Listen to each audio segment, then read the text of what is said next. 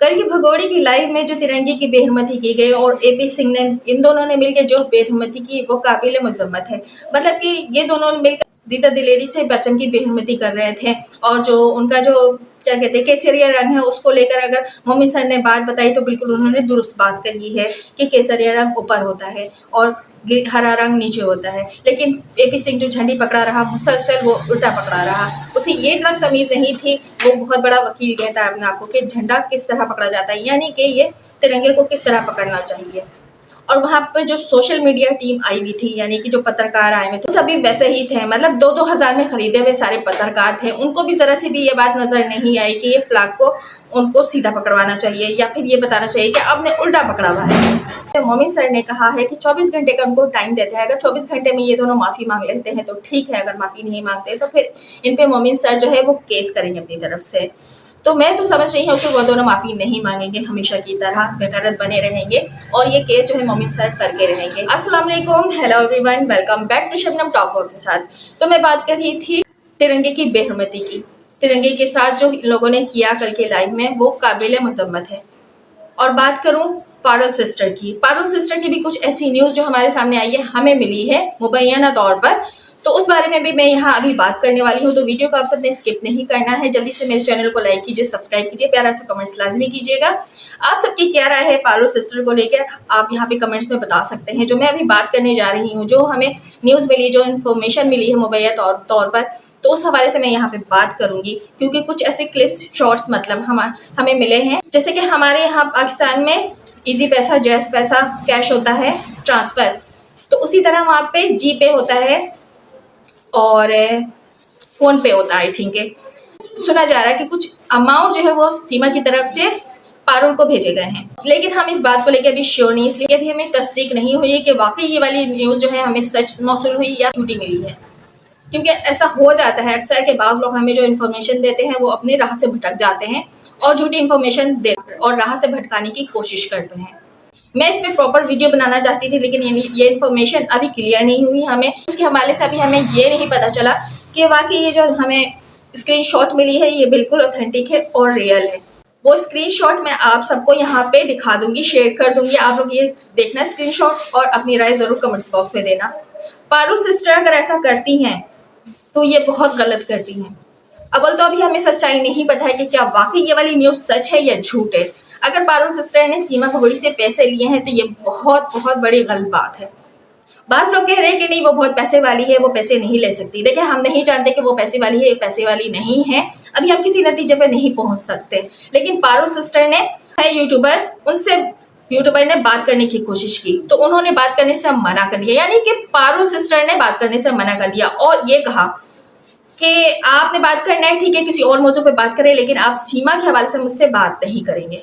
जबकि पारुल को लेके इतनी ज्यादा कंट्रोवर्सी हो चुकी है जब से सीमा भगोड़ी ने पारुल को गंदी गंदी गालियां दी थी, तो क्या वो पैनल पर बैठती है, टॉपिक्स पे बात करती है, यूट्यूबर्स से वो सीमा के हवाले से बात नहीं कर सकती थी? आखिर बात नहीं करने की वजह क्या है? चलो ठीक है, हम समझते हैं कि ये स्क्रीनशॉट जो हमें भेजी गई है ये फेक भी हो सकती है, क्योंकि अभी हमें इसके बारे में सही इंफॉर्मेशन नहीं मिली कि वाकई ये ऑथेंटिक है, ये असल हमें भेजी गई है स्क्रीनशॉट। तो फिर पारुल ने क्यों नहीं बात की और ये क्यों कहा कि सीमा के हवाले से मैं बात नहीं करना चाहती? इस बात पे एक सवालिया निशान है। इस बात का जवाब अगर किसी के पास होगा तो हम इससे जरूर शेयर कीजिएगा। और रही बात वो स्क्रीनशॉट की, तो मैं यहाँ पे लगा देती हूँ स्क्रीनशॉट, आप लोगों ने गौर से देखना है, क्योंकि वहाँ पे आई थिंक फोन पे और जी पे की बात करूँ, इस तरह के ऐप यूज किए जाते हैं और हमारे यहाँ पे जो है वो इजी पैसा और जैज कैश वगैरह यूज किया जाता है। तो इतनी ज्यादा मुझे नॉलेज नहीं है, मैं यहाँ पे स्क्रीनशॉट आप लोगों से शेयर कर रही हूँ, आप लोगों ने देखना है, इसको समझना है, आपको मुझे कमेंट्स बॉक्स में बताना है कि क्या ये जो 10,000 रुपये पे किए गए हैं इसको क्या कहेंगे। पहले आप सब स्क्रीनशॉट देखिए, ये देखिए, इसमें नाम है पारुल का भी, यानी सचिन की तरफ से ये भेजा गया है उसको, और नीचे लिखा हुआ है पेमेंट भी आप देख सकते हैं 10,000 पे किया गया है।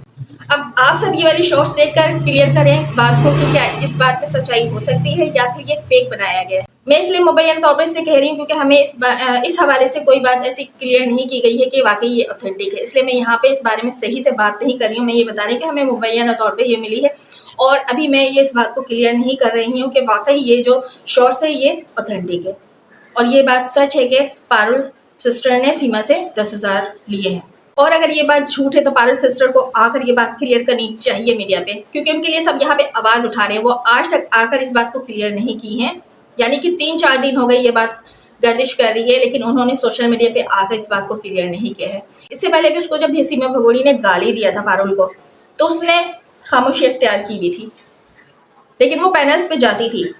इतने दिन आवाज उठाने के बाद अभी ये बात सामने आ रही है, जब से उसने सीमा भगोड़ी ने पारुल से माफी मांगी है कि पारुल जो है वो बदल गई है, केस से हट गई है, यानी वो सीमा भगोड़ी की तरफ हो गई है। अगर इस बात में सच्चाई है तो ये खामोश रहने का क्या मकसद है, और सच्चाई नहीं है, ये बात झूठी है, तो पारुल सिस्टर को आकर क्लियर करनी चाहिए ये बात, क्योंकि ये कोई छोटी मोटी खबर नहीं चल रही है, ये बहुत बड़ा केस है और उसमें पारुल सिस्टर का नाम आ रहा है, तो आकर उन्हें क्लियर करना होगी ये बात। आप आकर ये बात क्लियर कीजिए पारुल सिस्टर, और आवाम को गुमराह मत कीजिए, क्योंकि जब आपका नाम सोशल मीडिया पे लेकर इस्तेमाल कर रहे हैं, सब यूज किया जा रहा है, आपके लिए आवाज उठाई जा रही है, तो आपका भी फर्ज बनता है कि आप इस बात को आकर यहाँ पे क्लियर करें। आप आकर क्लियर नहीं करेंगे तो फिर मजबूरन हमें इस केस की तह तक पहुंचना पड़ेगा, और जो हकायक होगी हम यहाँ पे सामने जरूर लेकर आएंगे। तो आपसे गुजारिश है कि आप आकर इस हवाले से बात को क्लियर करें। अच्छी तरह जानते हैं कि सच ज्यादा अरसे तक छुपता नहीं है, सच एक न एक दिन सामने जरूर आ जाता है। तो पारुल सिस्टर, इससे पहले कि सच सामने आ जाए, सच बाहर हम ले आए, आप आकर खुद इस बात को क्लियर कर दो कि हकायक क्या है। और रही बात उस भगोड़ी की, भगोड़ी कल थोड़ा पगलाई हुई थी, यानी वो बहुत ज्यादा उसको बेचैनी हो रही थी, वो खुदक कर बांदरियों की तरह कभी किसी के लाइव में जा रही थी, कभी किसी के लाइव में जा रही थी, और जाकर उल्टे पुल्टे कमेंट्स कर रही थी।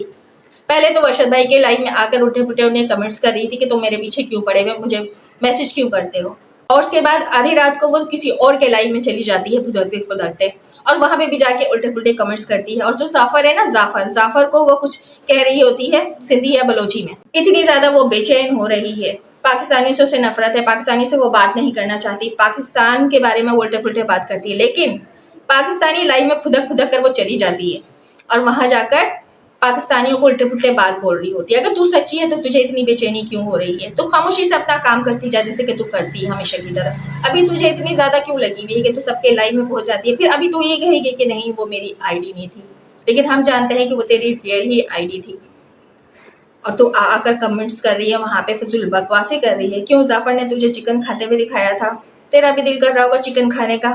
वैसे तो तू छुप छुप के खाती ही है, कल जाफर ने खुल के तुझे दावत दी थी चिकन खाने की, खा लेती। वैसे भी तो जाफर के साथ तू बहुत सारी ऐसी चीजें खाती आई है, अभी खा लेगी तो क्या हो जाएगा?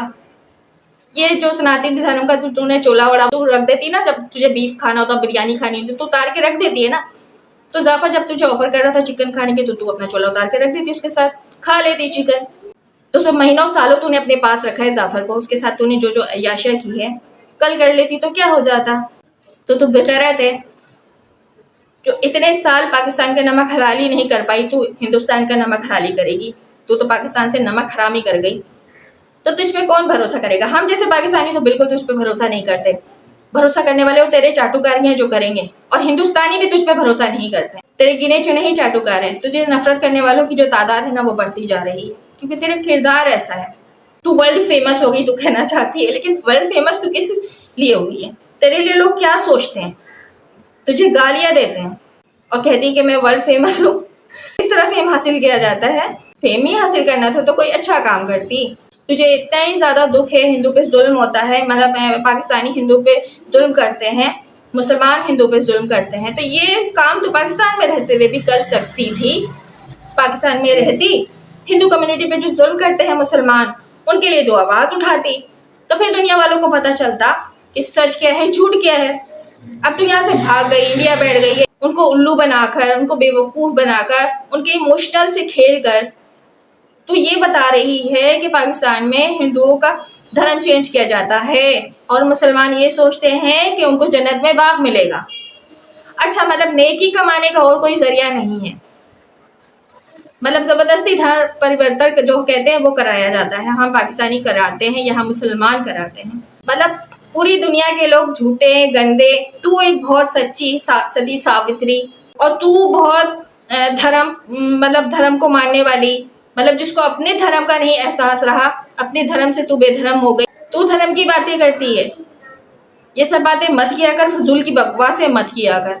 अच्छे काम करके आती तो तेरी वाहवाही होती और तुझे हम भी सपोर्ट करते, लेकिन जो तूने कांड किया है उसके लिए तो हम तुझे कभी सपोर्ट नहीं करेंगे। चाहे तू पाकिस्तान भी वापस आ जाए तब भी हम तुझे सपोर्ट नहीं करेंगे।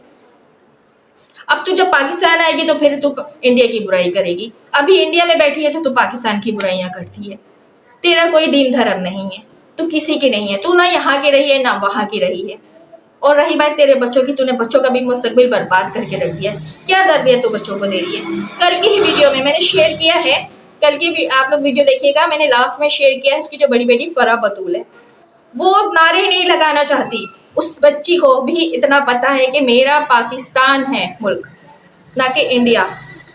वो बिल्कुल भी नारे लगाने नहीं चाह रही थी। आप लोग वीडियो जाके मुलाहिजा कर सकते हैं, मैंने पिछली व्लॉग में, कल के व्लॉग में शेयर किया हुआ है, अपलोड किया हुआ है वीडियो, आप सब देख लीजिएगा कि वो कितनी बेजार हो रही थी, नारे लगाना ही नहीं चाहती थी। वो समझदार बच्ची है, उसे पता है कि हमारा जो मुल्क है वो पाकिस्तान है।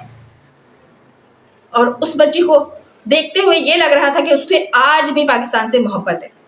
आप लोग वीडियो जाकर देख सकते हैं, आप लोगों को समझ आ जाएगा कि मैं ये बात सही कह रही हूँ या फिर गलत कह रही हूँ। और पारुल सिस्टर के हवाले से मैं ये बात करूंगी कि इस बात पे अभी सवालिया निशान है कि पारुल सिस्टर इतनी खामोश क्यों है और यूट्यूबर से बात क्यों नहीं करना चाह रही, वो भी सीमा के हवाले से, जब से सीमा ने माफी मांगी है पारुल से।